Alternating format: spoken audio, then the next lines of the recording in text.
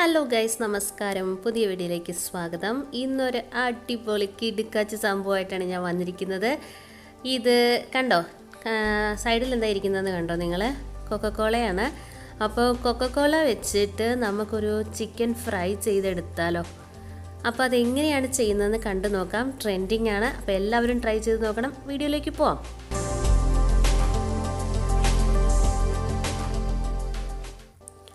അതിന് വേണ്ടിയിട്ട് നമ്മൾ ചിക്കൻ്റെ വിങ്സാണ് എടുത്തിരിക്കുന്നത്.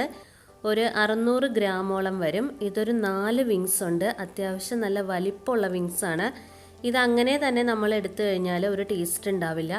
അപ്പോൾ അതുകൊണ്ട് ഞാനിതൊന്ന് കട്ട് ചെയ്യുന്നുണ്ട്, 3ആയിട്ട് കട്ട് ചെയ്യുന്നുണ്ട്. കട്ട് ചെയ്തിട്ട് വരാം നമുക്ക്.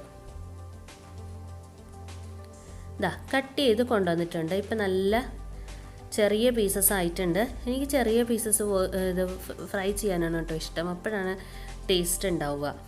അപ്പോൾ ഇതൊന്ന് ജസ്റ്റ് ഒന്ന് വരഞ്ഞു കൊടുക്കാം നമുക്ക്. വരഞ്ഞു കൊടുക്കുമ്പോഴത്തേക്ക് അതിലേക്ക് എല്ലാം പിടിച്ച് ഉള്ളിലേക്കൊക്കെ ചെന്ന് നല്ലൊരു ടേസ്റ്റ് ആയിരിക്കും. അത്യാവശ്യം നല്ല ഫ്ലഷി ആയിട്ടുള്ള വിങ്സ് ആണ് കേട്ടോ. ഇനി ഇതിലേക്ക് കുറച്ച് പൊടികൾ നമുക്ക് ചേർത്ത് കൊടുക്കാം.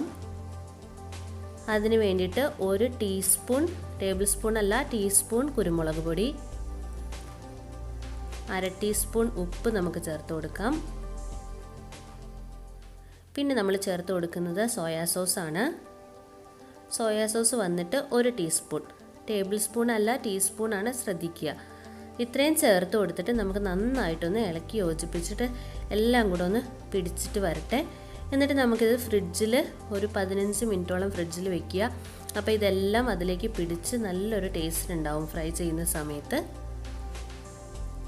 ഇനി നമുക്ക് അടുപ്പത്തേക്ക് ഒരു പാൻ വയ്ക്കാം.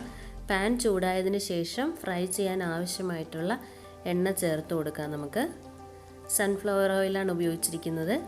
വെളിച്ചെണ്ണ ഉപയോഗിക്കരുത് ഇതിന്, സൺഫ്ലവർ ഓയിൽ ഉപയോഗിക്കുക. അതിനുശേഷം നമുക്ക് ഓരോ വിങ്സ് ആയിട്ട് നമുക്ക് ഇട്ട് കൊടുക്കാം. ഇതെല്ലാം കൂടെ ഒരുമിച്ച് ഞാൻ ഒരു പാത്രത്തിലാണ് ചെയ്യുന്നത്.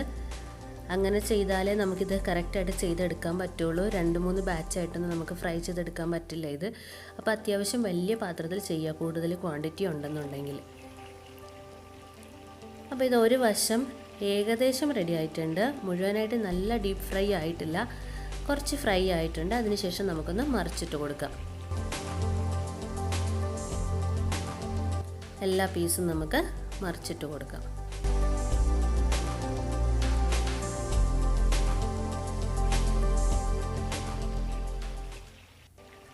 ഇപ്പോൾ 2 വശവും മൊരിഞ്ഞിട്ടുണ്ട്. ഈ സമയത്താണ് നമ്മുടെ ഐറ്റം ചേർത്ത് കൊടുക്കാൻ പോകുന്നത്. വേറൊന്നുമല്ല, കൊക്കക്കോളയാണ്. കൊക്കക്കോള വന്നിട്ട് ഒരു 330 ml കൊക്കക്കോളയുടെ ടിന്നാണ് ഞാൻ എടുത്തിരിക്കുന്നത്.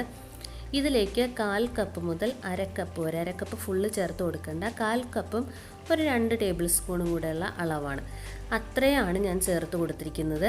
ഇപ്പം ജസ്റ്റ് ഒന്ന് നൊരഞ്ഞു വരുമെന്നേ ഉള്ളൂ, അല്ലാണ്ട് പൊട്ടിത്തെറിക്കത്തൊന്നുമില്ല. ഇനി നമുക്ക് സോയാ സോസാണ് ചേർത്ത് കൊടുക്കുന്നത്. സോയാ സോസ് വന്നിട്ട് ടേബിൾ സ്പൂണിലാണ് 1.5 ടേബിൾ സ്പൂൺ ചേർത്ത് കൊടുക്കുന്നുണ്ട്. നമ്മൾ ഓൾറെഡി മാഷ് ചെയ്ത് വെക്കാൻ വേണ്ടിയിട്ട് നമ്മൾ കുറച്ച് ചേർത്തിരുന്നു. പിന്നെ ഒരു 3 വെളുത്തുള്ളി, വലിയ വെളുത്തുള്ളിയാണ്, അത് ചെറുതായിട്ട് കട്ട് ചെയ്തിട്ട് ഇതേപോലെ ഒന്ന് സ്പ്രിങ്കിൾ ചെയ്ത് കൊടുക്കുന്നുണ്ട്. അതേപോലെ തന്നെ ഒരു ചെറിയ കഷ്ണം ഇഞ്ചി, അതും കൂടെ കട്ട് ചെയ്തിട്ട് ഒന്ന് സ്പ്രിങ്കിൾ ചെയ്ത് കൊടുക്കുന്നുണ്ട്. ഇത് എണ്ണയിൽ കിടന്ന് നന്നായിട്ട് മൊരിഞ്ഞ് വരുമ്പോഴത്തേക്കും നമ്മുടെ ചിക്കന് നല്ലൊരു ടേസ്റ്റാണ്. അപ്പോൾ ഇതൊന്ന് ഇതുപോലെ ഒന്ന് ഇളക്കി കൊടുക്കുക. ഇനി ഈ എണ്ണയും അതേപോലെ തന്നെ കൊക്കക്കോളയൊക്കെ സെപ്പറേറ്റ് ആയിട്ട്, കൊക്കക്കോള മുഴുവൻ ഇതിൽ അങ്ങ് കയറി പിടിക്കും. നമുക്കൊന്ന് മറിച്ച് കൊടുക്കാം. 2 സൈഡും ഇതെല്ലാം പിടിച്ച് നന്നായിട്ട് കുക്കാവണം. ഇത് കരിഞ്ഞു പോയതല്ല കേട്ടോ, ഇത് നമ്മുടെ കൊക്കക്കോളയുടെ ആ ഒരു ഫുൾ ഇതും ഇതിൽ കയറി പിടിച്ചിട്ട് ആ ഒരു കളറായിരിക്കുന്നതാണ്. നിങ്ങൾക്ക് കാണുമ്പോൾ മനസ്സിലാവുന്നില്ലേ, ആ എണ്ണയൊക്കെ സെപ്പറേറ്റ് ചെയ്ത്, എണ്ണ നമ്മൾ ആദ്യം ഒഴിച്ച ഒരു കളറിൽ തന്നെയാണ് എണ്ണ ഇരിക്കുന്നത്, അല്ലാണ്ട് എണ്ണയും കൊക്കക്കോളയും കൂടെ മിക്സ് ആയിട്ടില്ല. അത് സെപ്പറേറ്റ് ചെയ്തിട്ട് സെപ്പറേറ്റ് ആയിട്ട് നമ്മുടെ ചിക്കനിലേക്ക് കയറി പിടിച്ചിരിക്കുകയാണ്. ആക്ച്വലി ഇതൊരു ഓസ്ട്രേലിയൻ ഡിഷാണ്. അപ്പം ഇപ്പോൾ യൂട്യൂബിൽ വൈറലായിക്കൊണ്ടിരിക്കുന്ന ഒരു അടിപൊളി ഡിഷാണ്. അപ്പോൾ എല്ലാവരും ട്രൈ ചെയ്ത് നോക്കേണ്ട ഒരു റെസിപ്പിയാണ്. നല്ല ടേസ്റ്റാണ്. ഞാൻ ലാസ്റ്റ് വീക്ക് വന്ന് ചെയ്തിരുന്നു, പിന്നെ ഇപ്പോൾ വീണ്ടും ഒന്ന് ചെയ്ത് നോക്കുവാണ്. നല്ല രുചിയാണ്.